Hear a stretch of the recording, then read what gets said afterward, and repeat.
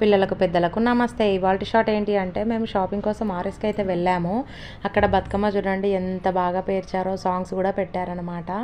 ఇంకా అక్కడ ఒక్కొక్క జత పిల్లలకి బట్టలు తీసుకొని అంతగా నచ్చలేదు. నెక్స్ట్ మళ్ళీ మేము చెన్నై సిల్క్స్కి అయితే వెళ్ళాము. అక్కడ బట్టలు అయితే చాలా బాగున్నాయి. అక్కడ కూడా ఇద్దరికి చెరీ ఒక జత అయితే తీసుకున్నాము. దసరాకి దీపావళికి ఎప్పుడు ఒకేసారి తీసుకుంటాం అనమాట మేము పిల్లలకైతే.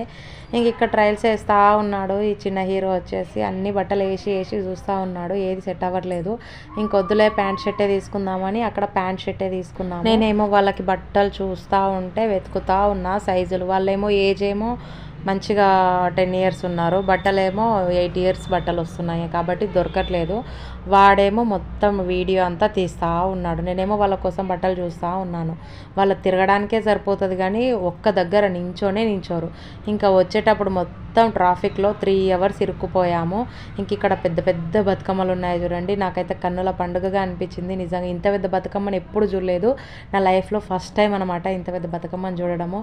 నాకైతే నిజంగా చాలా హ్యాపీగా అనిపించింది. ముందల మొత్తం బ్యాండ్ మేళం ఉంది, ఇంకా డ్యాన్స్లు వేసే వాళ్ళు కూడా కోలాటం వేసుకుంటూ వెళ్తూ ఉన్నారు. ఈ హైదరాబాద్లో ఉండే వాళ్ళ ఓపిక ఎక్కడి నుంచి వస్తుందేమో. నాకైతే ఒక్కరోజు వెళ్తేనే నాకైతే చాలా అయిపోయింది, ఇంకోసారి వెళ్ళాలనిపించలేదు.